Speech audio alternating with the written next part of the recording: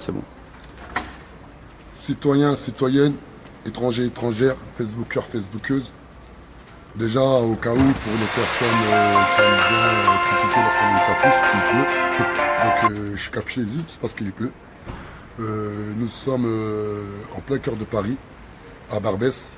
Nous avons fait une réunion avec la brigade anti-négrophobie et le CRAN par rapport à la pratique du blackface. Car je tiens à faire un rappel de mémoire d'éducation populaire.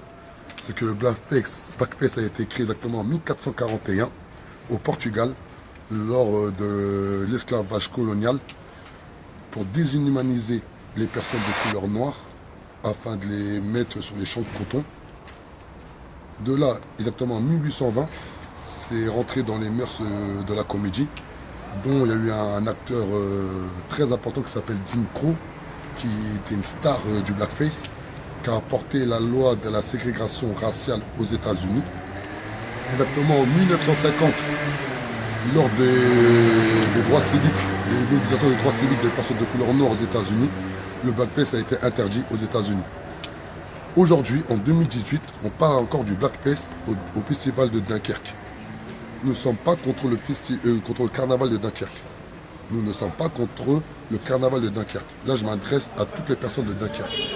Nous ne sommes pas contre le carnaval de Dunkerque.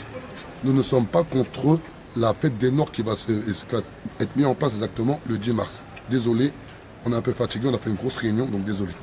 Nous ne sommes pas contre la nuit des Noirs qui va se dérouler exactement le 10 mars à Dunkerque. Je le répète, nous ne sommes pas contre la nuit des Noirs qui va se dérouler exactement le 10 mars à Dunkerque.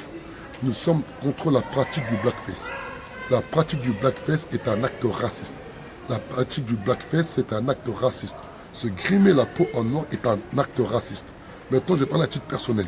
Moi qui est français, d'origine malienne et qui est de couleur noire, ça me touche profondément que des personnes puissent encore pratiquer ce genre d'actes racistes. Le problème, c'est notre manque de connaissance d'éducation populaire. C'est notre manque de connaissance de la période de l'esclavage. Aujourd'hui, clairement, des personnes arrivent même à défendre cette pratique. Ça me fait mal au cœur, moi, à titre personnel. Mais qu'est-ce qui me fait mal au cœur? C'est que les personnes pensent qu'il y a que les personnes de couleur noire qui doivent être offusquées par rapport à cette pratique. Tous les Français qui respectent les valeurs humaines, qui respectent le savoir-vivre ensemble et le faire ensemble, doivent s'offusquer par rapport à cette pratique.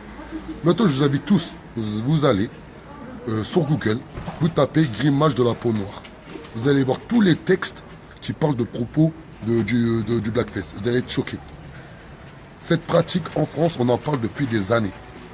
Comment ça se fait qu'aujourd'hui des personnes sont là encore à protéger ou à défendre la pratique du blackface au carnaval de Dunkerque? Maintenant, ça va être simple. Là, on a parlé de mobilisation, on a parlé d'organisation. Mais ce qui est sûr et certain, c'est que le 10 mars, on se rendra à Dunkerque. Le 10 mars, moi, à titre personnel, j'y serai. Et j'espère que toutes les personnes qui suivent le mouvement La Révolution est en marche vont se renseigner. Allez vous-même vous renseigner. Allez vous-même sur les réseaux sociaux. Allez vous-même sur Internet et renseignez-vous sur le blackface. Renseignez-vous sur le grimage de la peau noire. Et vous allez voir de vous-même. En direct de Paris, un dimanche soir, va montrer que la Révolution est en marche. C'est 24 heures sur 24, 16 jours sur 7. La Révolution est en marche. Et je dis bien personne. Personne ne pourra l'arrêter. Ciao.